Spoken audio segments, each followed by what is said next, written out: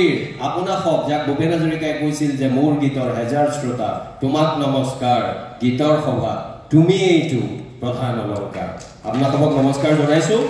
চাৰিটা সৰু সৰু কথা মই লক্ষ্য কৰি আছিলো যেতিয়া অনুৰাধা বাইদেউ প্ৰশংসা কৰিলে মই যেতিয়া অকমান অস্বস্তিত পৰিলো ভয় খালো তাৰপিছত মই ৰাইজলে বেছিকে চালো প্ৰথম কথাটো মই অকমান কওঁ প্ৰজ্ঞা নগৰীৰ আপোনালোকৰ কাণ্ড কাৰখানাবোৰটো যোগাত্মকভাৱে সাংঘাতিক ইয়াত গ্ৰন্থ উন্মোচন হয় গ্ৰন্থৰ নামাকৰণ হয় এনেকৈ যে মানুহে ৰাতি যেতিয়া চন্দ্ৰ ওলায় জোনবাই ওলায় মানুহে সপোন দেখে আৰু একাংশ মানুহে সেই সপোন বাস্তৱত ৰূপায়িত কৰে প্ৰজ্ঞা নগৰীৰ সুবাস লোৱা মানুহে তেওঁলোকে সূৰ্য স্বপ্নৰ দৰে গ্ৰন্থৰ কথা ভাবিব পাৰে শুভ্ৰকিংকৰ গোস্বামী দেৱে তেখেতে ভাল পোৱা অসমৰ মানুহে সন্মান কৰিব লগা ডক্টৰ তপন ডেকা ডাঙৰীয়াক লৈ গতিকে এইটো নলবাৰীতে সম্ভৱ আৰু নলবাৰীতে সম্ভৱ ইমান মসৃণভাৱে এৰা চকা চকা মই ঠিক গাড়ী বুলি ক'ব বিচৰা নাই গাড়ী নে ৰেলগাড়ী মই নাজানো ইমান সুন্দৰভাৱে গ্ৰন্থখন আহিল মোৰ বাবে এইটো এটা সাংঘাতিক অভিজ্ঞতা মই ইমান গ্ৰন্থ উন্মোচনত আছো এনে ধৰণৰ গ্ৰন্থ উন্মোচন দেখা নাই যে সূৰ্য স্বপ্ন উন্মোচিত হ'ল এক অভিনৱ ধৰণে যি ধৰণে এজন বয়সত আৰু অভিজ্ঞতাত কিছু কনিষ্ঠ চিকিৎসকে আজি চিকিৎসক দিৱসৰ দিনা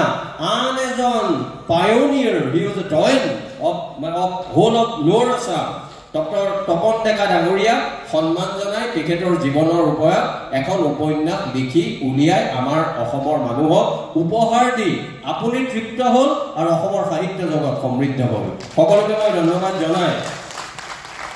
এতিয়া মোৰ কথাটো ক'বলৈ মই ভাবিছিলো যে আপোনালোকে অকমান নিশকটীয়া ধৰণৰ হাত চাপৰি মাৰে প্ৰজ্ঞা নগৰীৰ মানুহে সেইটো লৈ কম সেইটোও নাইকিয়া কৰি দিলে আপোনালোকে হাত চাপৰি মৰাত বেয়া নহয় মাৰিছে মই প্ৰথম আমাৰ বাইদেউগৰাকীৰ কথা ক'ব লৈছিলো ক্ষীৰদা বুজৰ বৰুৱা বাইদেউ আটাইতকৈ হয়তো আজি ইয়াত উপস্থিত থকা ডেকা যিগৰাকী মানুহে সকলোকে অনুপ্ৰেৰণা দিব পাৰে তেখেতে আহি যেতিয়া বিধানচন্দ্ৰ ৰায়ৰ সন্মুখত তেওঁ পুষ্পাঞ্জলি অৰ্পণ কৰিলে শ্ৰদ্ধাঞ্জলি জ্ঞাপন কৰি দুঘণ্টাতকৈ অধিক সময় আমাৰ মাজত বহি থাকি তেওঁ যেতিয়া প্ৰেৰণা দিয়ে সেই প্ৰেৰণাটিয়ে গোটেই জাতিটোৰ বাবে সম্পদ মই ধন্যবাদ জনাইছো আৰু বাইদেউৰ কাষতে বহি থকা বাইদেউৰ পুত্ৰ প্ৰণৱ মল্ল বুজৰ বৰুৱা মোৰ নামটো কওঁতে ভুল হোৱা নাই চাগে নহয় প্ৰণৱ মল্ল বুজৰ বৰুৱা ডাঙৰীয়াই আমাৰ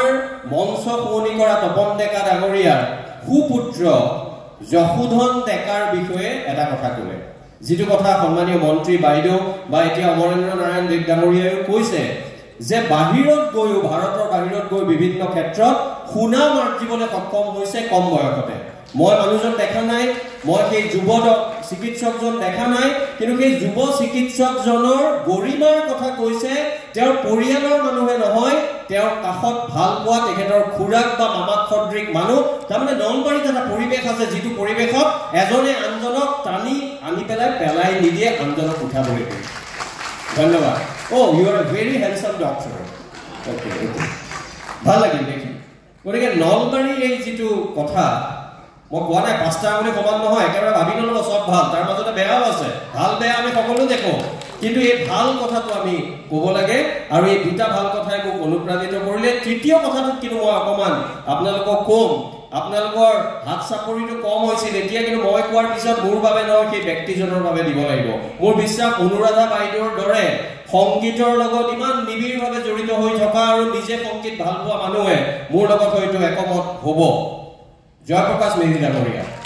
কি ভজন পৰিৱেশন কৰিলে এনেকুৱা সুন্দৰ অকমান সময় মানুহ অলপ সংগীত হৈ আছিল কাৰণ আমাৰ শুভ্ৰকিংকৰ গোস্বামীদেৱে সময় দিছে কি 3:42 সাংঘাতিক কৌশলী এনে ধৰণৰ ভাল কৌশল লগাব লাগে সময়ত কামবোৰ কৰিবলৈ হ'লে আৰু সময়ত কামটো হ'ল কিন্তু ইয়াত যেতিয়া 2-3 মিনিট ধৰি এখেতসকলে ঠিক মিলাব পৰা নাই আপোনাৰ গায়কীৰ লগত আপুনি যিটো বিচাৰিছে কিন্তু এবাৰ যেতিয়া সংযোগ হ'ল সেই সংযোগে কিন্তু আমাৰ গোটেই মানুহক এখন বেলেগ জগতলৈ লৈ গ'ল আৰু মই ধন্যবাদ জনাইছো জয়প্ৰকাশ মেধি ডাঙৰীয়াক মই তিনটা কথা উত্তৰ গ'লো চাৰিটা কম বুলি কৈছিলো মই তাৰ পিছতহে আনুষ্ঠানিকতা তেখেতসকলে ভাবি থাকিব আমাক সম্বোধনাই কৰা নাই 4 নম্বৰ কথাটো আৰু অলপ সাংঘাতিক ধৰণৰ কথা অহাৰ পৰা কেইবাজনো মানুহে কৈ আছে বাইদেউকো আমি একেলগে বহি থাকোঁতে পাইছিলো শুনিছিলো যে সূৰ্যকিংকৰ গোস্বামী ডাঙৰীয়াই আমি যেনেকে গৌৰৱ কৰোঁ তেওঁ মানে গৌৰৱ বুলি অলপ বাহাদুৰি কৰে যে আমি 1976 কটনৰ বেটছ আজি বহুকেইজন তেওঁলোকৰ যুৱকৰ ডেকা যুৱক যুৱতীক লগ পালো 1977 চনত দুৰ্দান্ত বেটছ বুলি কৈছে দুৰ্দান্ত বুট বুলি কৈছে মই প্ৰথমতে বৰ কথাটো বিশ্বাস কৰা নাছিলো পিছত দেখিলো সঁচাই দুৰ্দান্ত হয় হিৰণ্য বৰা ডাঙৰীয়াকো দেখিছো অন্যান্য সকলক দেখিছো দুৰ্দান্ত মই কথা ভাবি থাকো মই মানুহক সমালোচনা কৰো অলপ যুক্তিৰে চাও যে কিহৰ বাবে এওঁলোক ইমান দুৰ্দান্ত হল আমিওতো দুৰ্দান্ত বুলি ভাবো কিহৰ বাবে তাৰ পিছত মই এটা উত্তৰ পালো যে 1975 চনত জৰুৰীকালীন অৱস্থা হৈছিল ইমাৰ্জেন্সি 77 চনত অসমত প্ৰথমবাৰৰ বাবে নন কংগ্ৰেছী চৰকাৰ আহিছিল মাজত জিটু বেটছে কটন কলেজত আহি পেলাই নাম লগাইছিল সেই বেটছটো দুৰ্দান্ত নহয় এটো মহা দুৰ্দান্ত বেটছ আৰু সেই মহা দুৰ্দান্ত বেটছৰ আমাৰ শুভ্ৰ কিংকৰ গোস্বামী ডাঙৰীয়াই আজি আমাক এইটো পৰিৱেশ উপহাৰ দিলে মই ধন্যবাদ জনাইছো